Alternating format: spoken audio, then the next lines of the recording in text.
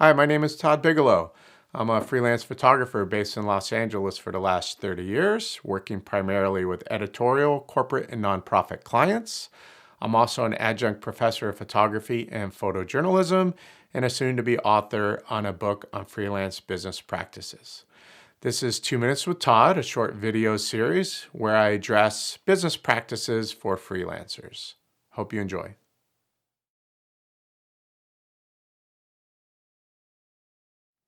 Let's talk today about exposure compensation. And obviously, I don't mean about the literal exposure compensation on your camera, but exposure compensation in the business perspective. Okay, so I'm sure many of you out there have been approached by clients or potential clients or those interested in using your photographs and have asked to use your images either directly through an email or even through social media. And they want to use your images without paying a fee. Okay, so it's definitely a free request, but what it is accompanied by is that promise of exposure for your work. Now, let me say first and foremost that it goes without saying, really, that exposure is what we're all after, right? We're making images out there. We want people to see them. We want people to react to them, have some sort of emotional connection to them. I mean, that's what we do, right? We're photographers. However, I think one of the biggest pitfalls amongst freelance photographers is that we're so connected to our images and we want them out there so badly that we are a little too willing to let them get out there without the compensation part of it.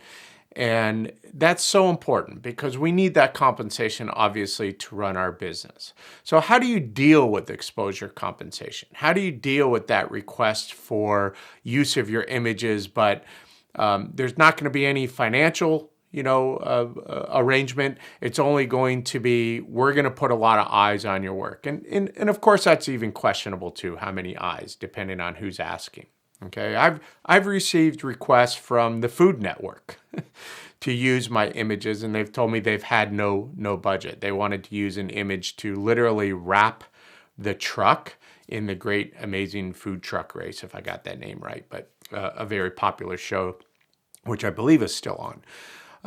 I've had requests from large nonprofits that want to use the image. I've had requests from smaller companies that want to use my work and don't have the funds or don't offer the funds. But what they offer is to, credit me, okay?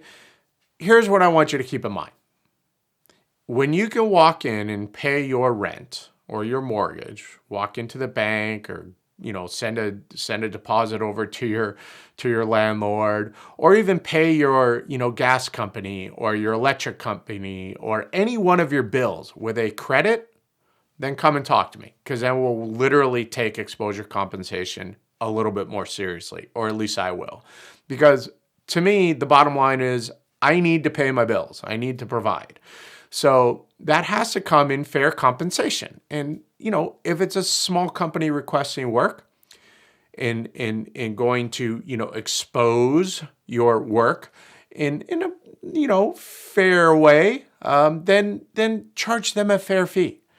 If it's a large media corporation like the Food Network, respond back with a fair fee. But that exposure, I understand that it can lead to perhaps others seeing your work and saying, wow, I'd like to work with that person.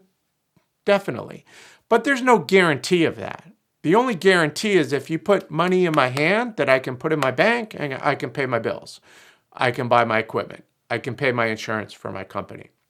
Okay, so the exposure compensation, where somebody's offering you exposure as compensation, is something that is just probably not going to serve you well over time. So the way I recommend that you respond back to such inquiries, again, sometimes I come on social media. You'll see that there are large corporations and media companies that do, go out onto social media and request images and request videos for them to use in all ways, in perpetuity, and all that. I definitely would advise that you do not accept those offers, especially via social media. If you get an offer via email and they make it clear, as they often do, that there's no budget, either in the first email or in an immediate response, what I do is I pretty much ignore that and I just respond back with a quote. The email will be a response that basically says, thank you for your inquiry.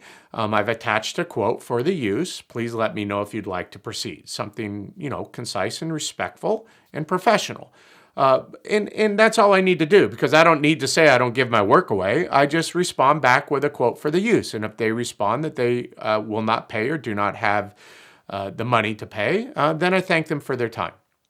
Okay, because I can't engage in that sort of exposure as compensation. Now, for those of you, I'll leave you with this, that are early in your careers and you think it's all about exposure, I get it. It's important to get eyes on your work. You can do that through your own social media, through your own website, through your own blog, maybe getting, associated with an agency that can also push your work out there. But especially young in your career, you need to value your work appropriately. So do not value all of your talent and time and everything that you've taken to become a good photographer.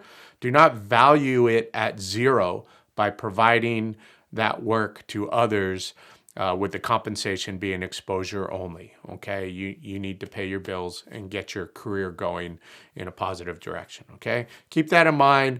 Best of luck going forward, and we'll see you next time.